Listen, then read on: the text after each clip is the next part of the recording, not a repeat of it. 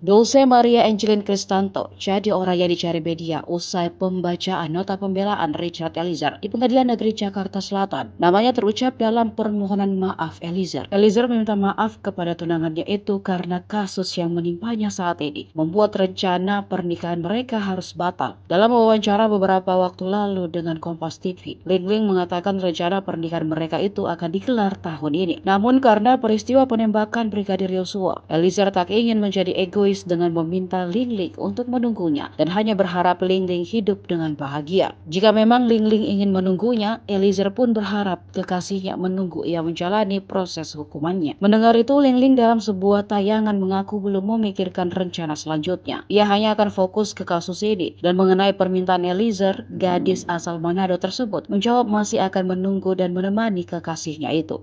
Saya juga meminta maaf kepada tunangan saya karena harus bersabar menunda rencana pernikahan kami.